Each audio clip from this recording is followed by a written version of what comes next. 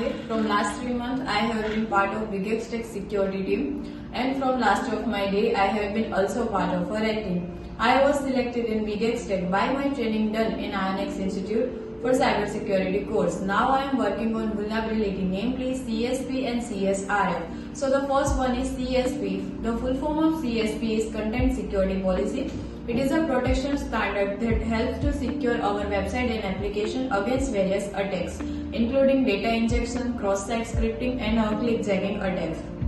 It works on additional layer. It protects your site from form jacking and clickjacking attacks. The second one is CSRF. The full form of CSRF is cross-site request forgery attacks using by anti-CSRF. It is a web vulnerability that allows to hacker enter the user ID and web application, and they can do any activity like change password and modify data, etc.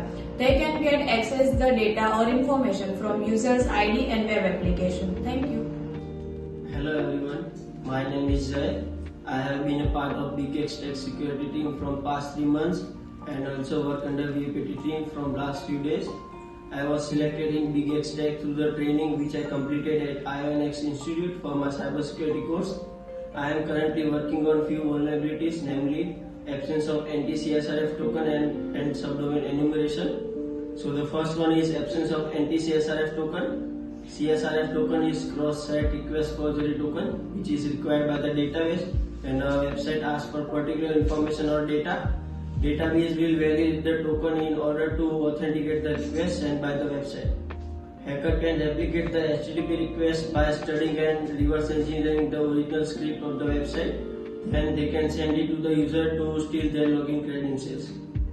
It will be easy for them to log in as there is no token to authenticate the login process.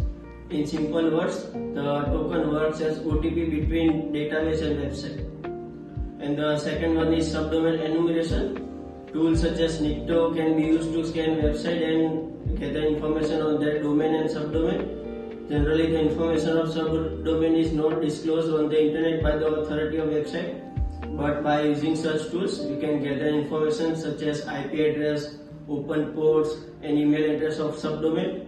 Subdomain are more vulnerable than domain, so it will be advantage for a hacker to exploit subdomain and take over the website. Thank you. Hello, my name is Raj.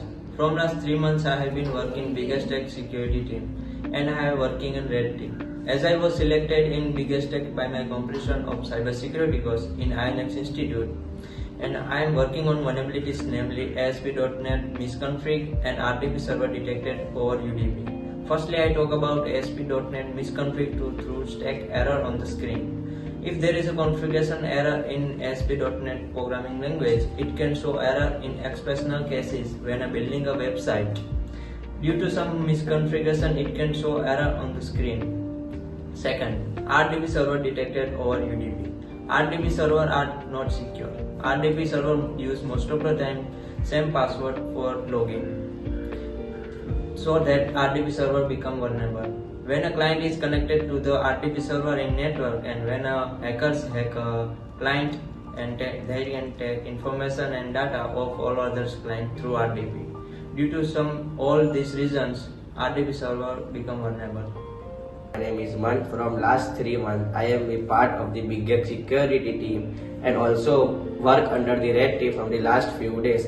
I was selected by the Bigex security team after completion of my cybersecurity course at IONX Institute. Currently, I am working on the few vulnerabilities, namely HTTPS to HTTP, insecure form post, and no DNS load balancer found. Firstly, I would like to talk about the no DNS load balancer found. Load balancer is used to distribute the workload between the multiple servers.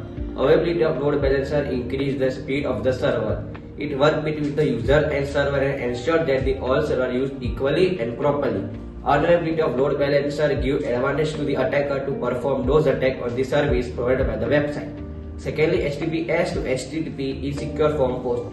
In this vulnerability, user will get redirected to the HTTP form. In this, the user will submit his data in HTTPS website or form. He thinks that he is submitting his data in a secure website, but instead he is submitting his data in a secure HTTP form. Due to this, the attacker can steal his data from this form and perform the attack on the user device and exploit them. Thank you.